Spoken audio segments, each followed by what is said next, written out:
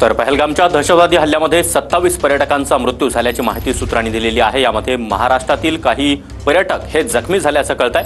जम्मू काश्मीरच्या पहलगाममध्ये पर्यटक मोठ्या प्रमाणामध्ये येत असतात। बर्फवृष्टीनंतर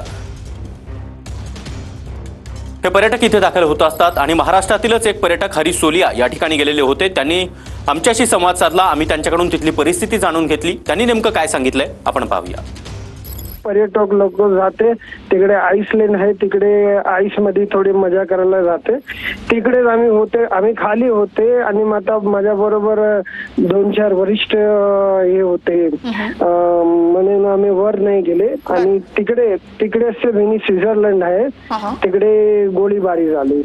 CRPF सगळे आहे, JK पोलीस पण आहे, सगळे म्हणजे रस्त्यावरच आहे ऑलरेडी। आणि आर्मीची गाडी आहे, ते घडी इकडे दस्त येते।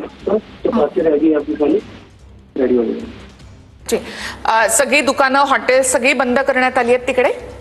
तुरंत आम्ही जेव्हा रस्त्यामधून येतो, 30 किलोमीटर आहे चंदनवाडी टू पहलगाम, रस्त्यावर जेवढी दुकानं सगळ्याचं स्वेटर डाऊन झाला होता। बरं, आणि म्हणजे किती CRPF वगैरे सगळं आता सगळ्या रस्त्यावर त्या ठिकाणी आलेले आहेत आणि रस्तेही बंद केले। खूप गाडी आहे।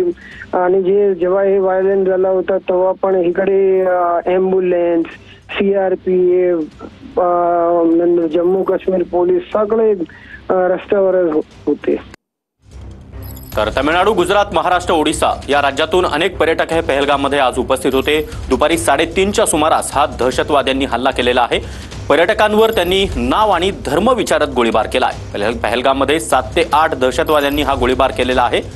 2 तुकड्या करत दहशतवाद्यांनी हा हल्ला चढवलाय। यामध्ये महाराष्ट्रातील काही पर्यटक देखील जखमी झाल्याची माहिती मिळते। काही वेळापूर्वीच एकनाथ शिंदे यांनी माहिती दिली, त्यामध्ये प्रगती जगदाळे नावाची जी पर्यटक सध्या जम्मू काश्मीरच्या पहलगाममध्ये होती, तिला तिच्या देखत तिचे वडील आणि तिच्या चुलत्यांना नाव विचारला, धर्म विचारला आणि त्यांच्यावर गोळीबार केला।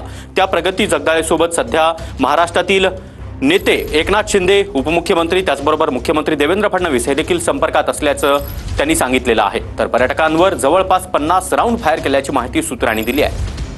महत्त्वाची बाब